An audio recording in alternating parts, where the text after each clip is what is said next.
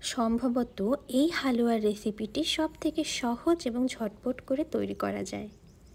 আসসালামু আলাইকুম, সবাই কেমন আছেন? নুসরাত আলিশবা চ্যানেলে সবাইকে স্বাগতম। আর যেহেতু খুব অল্প কিছু উপকরণে এই হালুয়া তৈরি করা হয়, তাই এটা তৈরিতে ঝামেলাও অনেক কম, খেতেও অনেক বেশি মজা। হালুয়া তৈরি করার জন্য চুলায় একটি পাত্র বসিয়ে 3 টেবিল চামচের মতো ঘি হালকা গরম করে নিব। এই হালুয়াটা তৈরি করতে ঘি ব্যবহার করে খেতে সবথেকে বেশি মজা হয়। এবারে 3টি এলাচ না ফাটিয়ে দিয়ে দিব। আর এলাচটা কিন্তু ফেটে দেওয়া যাবে না, তাতে এলাচের দানাগুলো বের হয়ে আসবে।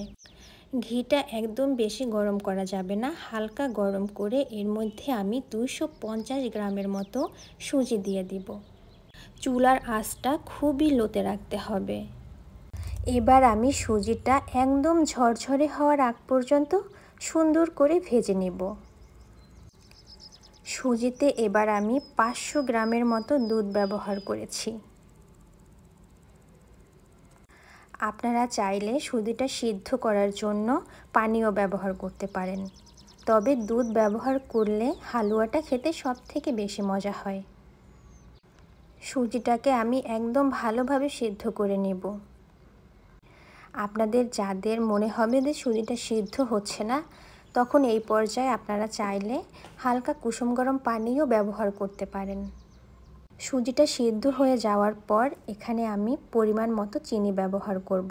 আপনারা আপনাদের স্বাদ মতো চিনি ব্যবহার করবেন। এক একজনের চিনির স্বাদের পরিমাণ এক এক রকম হয়, তাই আমি চিনির পরিমাণটা উল্লেখ করলাম না।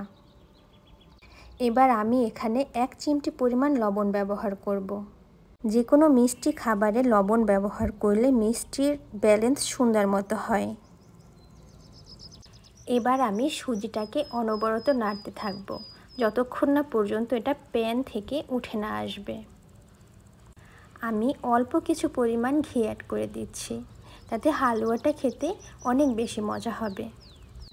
আপনারা যারা হালুয়া খাবেন তারা এই পর্যায়ে চুলা থেকে নামিয়ে নেবেন। যেহেতু আমি বরফি তৈরি করব, তাই এটাকে আমি আরও বেশি টাইট করে নেব।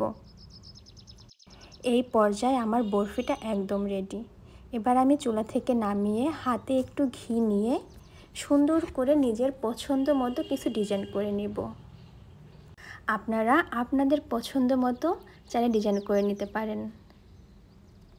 আমার রেসিপিটি যদি আপনাদের ভালো লাগে, অবশ্যই একটা লাইক করে যাবেন, কারণ আপনাদের লাইক এবং কমেন্টস আমাকে অনেক বেশি উৎসাহ দেয়। আসসালামু আলাইকুম, সবাই ভালো